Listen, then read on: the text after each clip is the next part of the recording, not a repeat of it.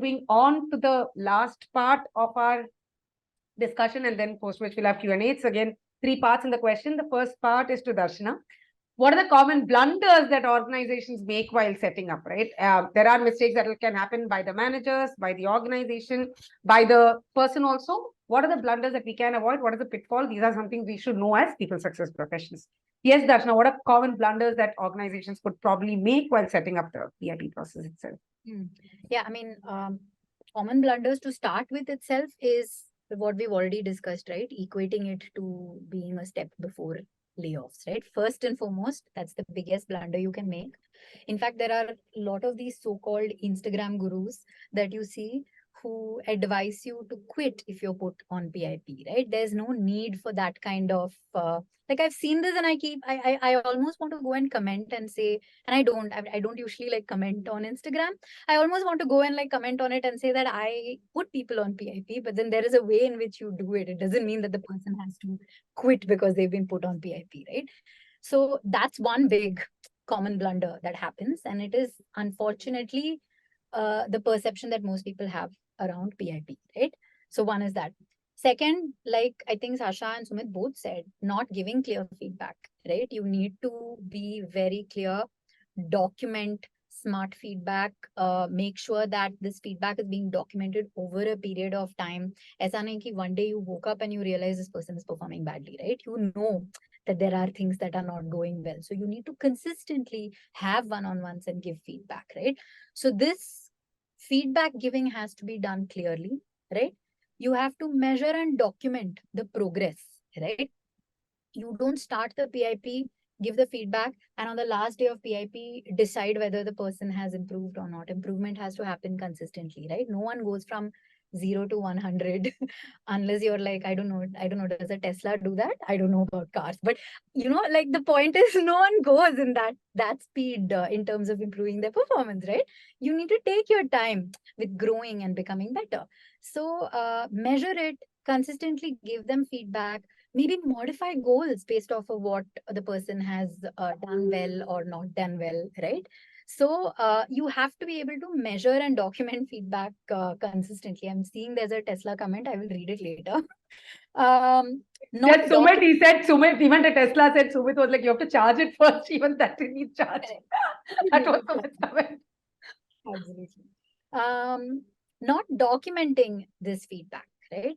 So what will happen is in a lot of, so initially, I think one of the first PIPs that I did when I was very green, at that point, like, you know, we went into the meeting, you know, feedback has been given. The other person's like, yes, you're right. You know, I should have done better.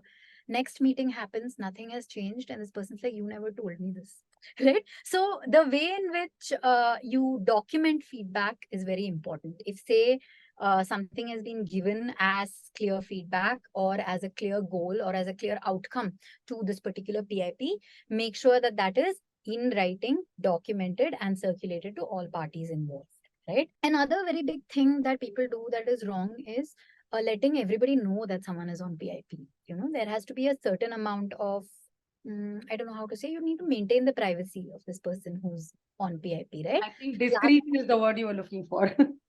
Yes, thank you, Sasha.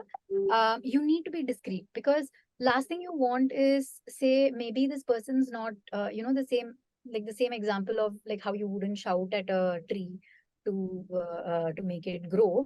You wouldn't plant a tree in water also, right? So maybe the person is someone who's a fish who can swim, right? And not a tree really that needs planting and like growth, right? So you need to, if you advertise the fact that this person is on PIP, maybe them being in another position somewhere could be lost because nobody will want to work with them because they're branded as poor performers, right?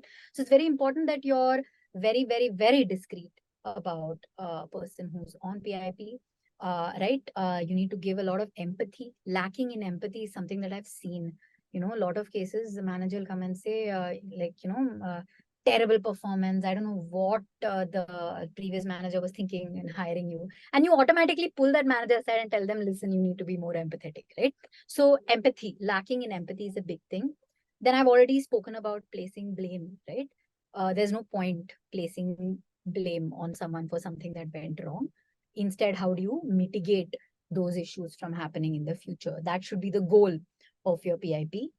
And of course, having unclear performance standards, right? So being very clear about what their end goal should be, where their performance level should be at the end of PIP.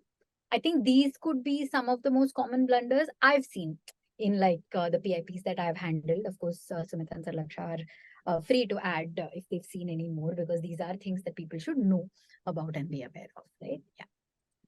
Thank you. Thank you so much, Darshana. I think we also want to understand what are some of the mistakes to avoid during an ongoing PIP, that either people's success as a function, we could make the mistake, or, the managers could also make the mistake, right? So as people's success, I think few things which I think we've already covered, I'll just run through. Like Sumit rightly said, you should communicate all the possibilities or possible outcomes of a PIP at the beginning itself, right? It's more than half the problem solved if you do that, right? It could be a successful, either again a successful completion or a termination, right?